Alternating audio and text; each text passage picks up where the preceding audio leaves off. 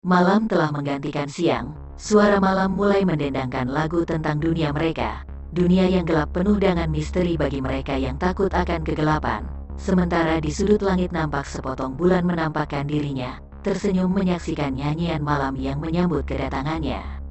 Begitu anggun sepotong bulan itu menarikan sinarnya yang sejuk, sambil menyatakan tak beberapa lama lagi akan membawa seluruh pasukannya menerangi malam. Ya hanya butuh waktu sepekan ke depan bulan itu akan berukuran penuh, tentunya akan memberikan keindahan pada suasana yang sejuk. Sudah 3 hari berlalu dari peristiwa di tepi hutan itu, tapi guru belum juga keluar dari biliknya, kata Pragolopati pada orang tua berpakaian hitam dengan ikat kepala merah yang sering dipanggilnya paman guru. Sudahlah, tunggu saja, sebentar lagi Kakang Ponco akan menyelesaikan samedinya, jawab paman guru memperhatikan bilik kamar yang temaram di seberang biliknya. Ada berapa gadiskah di dalam sana, paman guru, tanya Pragolopati. Entahlah, 3 atau 4 orang mungkin, jawab paman guru. Kenapa sudah sebulan ini eyang guru belum juga datang ke padepokan paman guru, tanya Pragolopati sambil memandang sepotong bulan di langit yang cerah. Kau harusnya berterima kasih karena guru belum datang. Gadis-gadis yang kau janjikan pada guru belum sepenuhnya kau dapati, jawab paman guru dengan sinis pada Pragolopati. Kau pasti dihukumnya, lanjut paman guru. Kalau saja tidak ada kejadian di pinggir hutan itu, tentunya 3 gadis yang aku janjikan sudah ada, kata Pragolopati penuh penyelesaian. Kejadian apa, Pragolopati, tanya seorang bersuara serak sambil membuka biliknya. Oh, wajah Pragolopati tegang. Guru, katanya sambil menyongsong gurunya dan segera berlutut memberikan hormat. Kita ke bilik Adi Pangger, kata orang setengah baya yang nampak cerah, dengan badan yang tegap. Kau telah selesai Kakang Ponco, kata paman guru yang ternyata bernama Pangger menyongsong kedatangan Kakang Ponco. Ada peristiwa apa Adi Pangger, tanya Kakang Ponco ketika dia telah duduk tikar di bawah amben dalam bilik itu. Sebaiknya Pragolopati yang menceritakannya, sahut Adi Pangger. Mata Kakang Ponco segera memandang Pragolopati untuk mendapatkan jawabannya. Maafkan aku guru, aku belum bisa memenuhi janjiku buat eyang guru, karena ada peristiwa kecil di pinggir hutan Kurawan, jawab Pragolopati.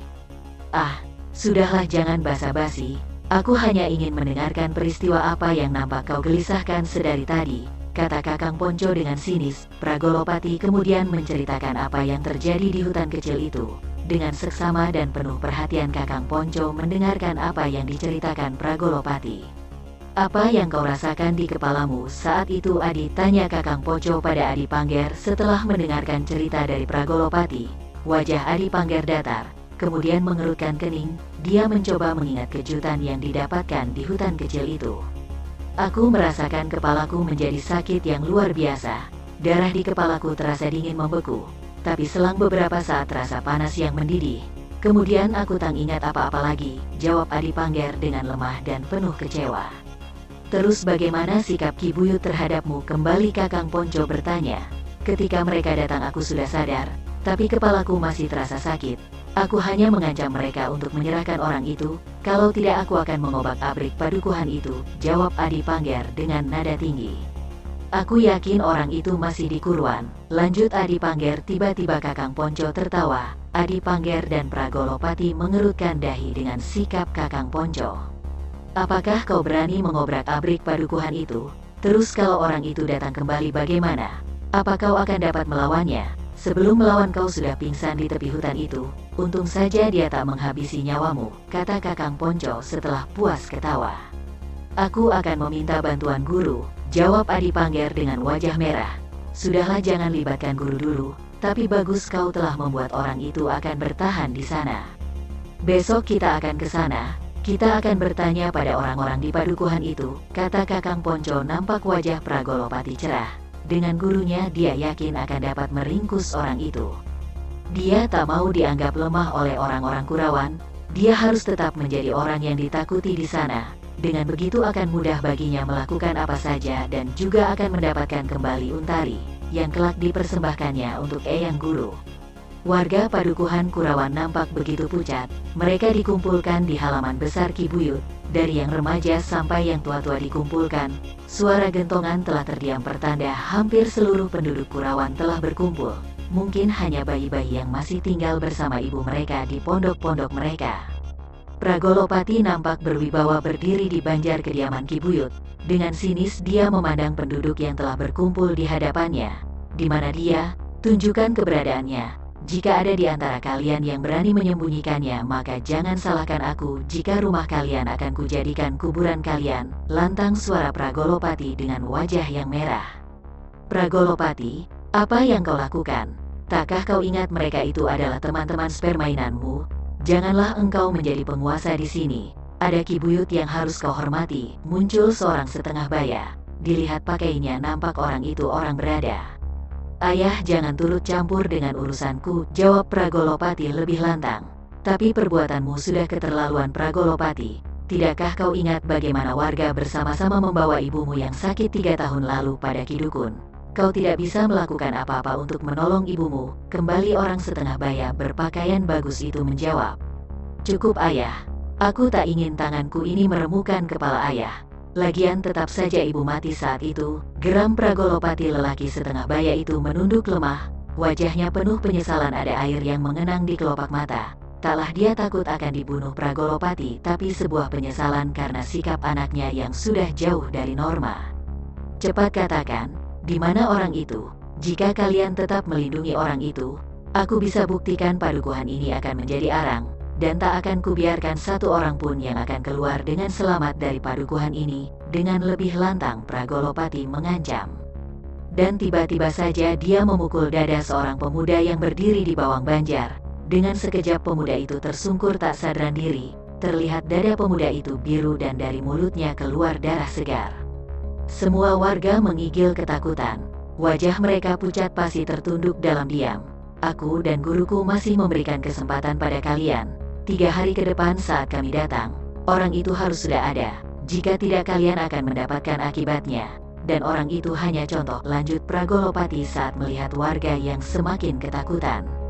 Setelah berbicara demikian, Pragolopati segera meninggalkan banjar itu. Terlihat di depannya 2 orang lelaki setengah baya yang semakin jauh meninggalkan padukuhan itu. Suasana hening, nampak jelas di wajah mereka dalam ketakutan. Mereka telah membayangkan 3 hari ke depan rumah-rumah mereka akan menjadi arang, dan tentu jiwa mereka terengkem. Warga tahu siapa Pragolopati dan orang yang ada di belakangnya. Masih teringat jelas dulu 3 bulan ke belakang, keponakan Ki Buyut merenggang nyawa dari tangan Pragolopati. Dan hari ini dengan tangannya Pragolopati membuat seorang pemuda tersungkur dengan darah segar di mulut. Dalam keheningan itu tiba-tiba saja seorang pemuda berwajah garang berteriak nyaring, Ki Buyut, serahkan orang itu pada kami. Kami akan meringkusnya dan memberikannya pada Pragolopati. Kami tak ingin rumah-rumah kami di bumi hanguskan oleh orang Sekar Kecubung. Aku baru saja menikah bulan lalu. Aku masih ingin menikmati hidupku, katanya dengan lantang. Hening sesaat. Selang berikutnya warga mulai berteriak, iya Ki Buyut, serahkan orang itu. Kalau tidak kami akan menggeledah rumah Ki Buyut untuk menemukan orang itu. Aku yakin anak muda dan lelaki tua yang selalu bersamanya itulah orangnya. Semenjak mereka datang padukuhan kita menjadi tidak tenang, kata pemuda berwajah garang tadi. Iya benar, sahut yang lain. Tapi beliau adalah Gusti Arya Kamandanu, sahut lelaki tua yang berdiri di sebelah kanan halaman Ki Buyut. Ah, itu sudah lem dan dia bukan lagi Panglima Majapahit, sahut pemuda yang di tengah. Serahkan mereka Ki Buyut, sahut yang lainnya lagi. Gaduhlah sudah halaman Ki Buyut. Warga yang lembut tiba-tiba berwajah beringas. Mereka maju bersama-sama untuk naik di banjar dan menggeledah pondok Ki Buyut. Ki Buyut hanya bisa terdiam tak tahu harus berbuat apa atas kelakuan warganya. Segeralah warga menggeledah rumah Ki Buyut dengan penuh amarah karena dalam tekanan mereka membongkar apa saja yang ada dalam pondok Ki Buyut. Setelah puas mengobrak-abrik pondok Ki Buyut, dengan kecewa mereka menghardik Ki Buyut, karena Ki Buyut yang tidak bisa menjawab satu pukulan melesat di tubuh Ki Buyut, disusul oleh pukulan yang lain, sehingga Ki Buyut tersungkur di banjar pondoknya. Nyi Buyut hanya bisa meraung-raung memohon mereka menghentikan tindakan mereka. Dalam kegaduhan itu, seorang pemuda berteriak nyaring, semua orang menoleh. Berdiri di sana seorang pemuda tampan dengan tubuh bidang, alis yang tebal, berdagu belah, dan nampak kedua lesung pipitnya saat anak muda itu bicara. Ya, pemuda itulah yang mereka cari, pemuda yang mereka kenal dengan nama Jambu Nada, anak dari Ki Kamandanu. Apa yang kalian lakukan terhadap Ki Buyut? Apa salahnya? Takkah ada rasa hormat pada orang yang selama ini memimpin kalian? yang memberikan arahan pada kalian. Semua warga seperti tersentak oleh ribuan cambuk. Dengan wajah tegang beberapa orang mundur. Hei anak muda, kaulah penyebab dari masalah ini. Kedatanganmu dan orang tua itu telah membawa bencana di padukuhan kami, jawab seorang pemuda dengan wajah merah. Hah, apa katamu aku penyebab dari masalah ini? Aku yang membuat bencana ini, tanya Jambu Nada dengan suara yang tenang. Bukankah kau yang membuat bencana di padukuhan ini? Lihat pondok Ki Buyut, kalian obrak-abrik isinya. Tidak puas kalian pun beramai-ramai memukul Ki Buyut, orang yang seharusnya kalian hormati tapi kalian jadikan bulan-bulanan. Kalian anggap Ki Buyut penjahat besar. Kalian anggap Ki Buyutlah yang telah mengambil adik gadis kalian, lanjut Jambu Nada dengan lebih lantang. Kembali warga tersentak. Ki Buyut adalah orang yang selama ini memberikan arahan pada mereka, yang selalu berusaha melindungi mereka, yang selama ini selalu tampil di depan untuk menyelesaikan masalah mereka. Tapi apa yang dilakukan terhadap Ki Buyut, pondoknya bersama-sama mereka obrak-abrik. Tidak hanya itu, Ki Buyut pun telah menjadi korban. Orang tua itu telah tersungkur di tanah karena pukulan yang mereka layangkan pada sekujur tubuh orang tua yang baik hati itu. Bukan Ki Buyutlah yang mengambil gadis-gadis di padukuhan mereka, malahan keponakan Ki Buyut pun telah menjadi korban. Warga kembali terdiam tak tahu harus berbuat apa-apa. Tiba-tiba saja seorang pemuda berseru dengan keras, "Ayo kita tangkap anak muda dan orang tua itu. Merekalah yang dicari orang Sekar Kecubung. Dengan menyerahkan mereka padukuhan kita akan selamat dari arang." Sejenak warga terdiam. Orang-orang tua tahu bahwa orang tua di samping anak muda itu adalah bekas Panglima Majapahit. Namanya tetap terpahat di hati mereka. Orang yang dianggap orang yang perkasa membela Panji Majapahit. Mereka tidak bergerak ketika pemuda-pemuda yang telah marah beramai-ramai maju dan kemudian memukul anak muda dan orang tua yang mereka kenal itu. Tubuh Arya Kamandanu dan Jambu Nada menjadi bulan-bulanan amarah pemuda padukuhan Kurawan. Dengan beringas mereka menubruk, menendang, dan mendorong kedua orang itu. Hampir saja Jambu Nada akan membalas, tapi dengan cepat Kamandanu menyentuh tubuh Jambu Nada sambil menggelengkan kepalanya. Setelah beberapa saat dipukul beramai-ramai, nampak Kamandanu menoleh Jambu Nada sambil menganggukkan kepalanya. Dengan sekali hentakan Jambu Nada melompat mundur ke belakang. "Cukup, hentikan," kata Jambu Nada dengan suara yang nyaring.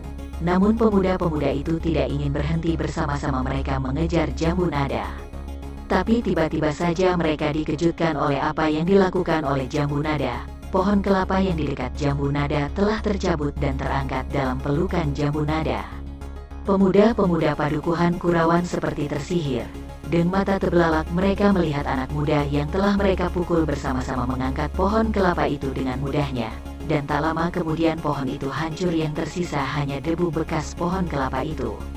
Dan mereka hanya bisa diam bengong dengan wajah yang pucat.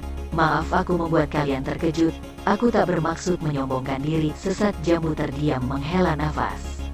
"Sepertinya kalian hanya akan mendengarkan orang yang mampu membuat kalian takut, baru kalian akan mendengar apa yang dikatakan orang itu.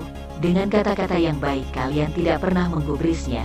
Apakah kalian lupa bahwa kalian itu adalah orang yang beradab, orang yang mengenal aturan, kesopanan?" Kembali Jambu Nada menarik nafas, memberikan kesempatan pada anak muda padukuhan itu untuk mencerna apa yang dikatakannya.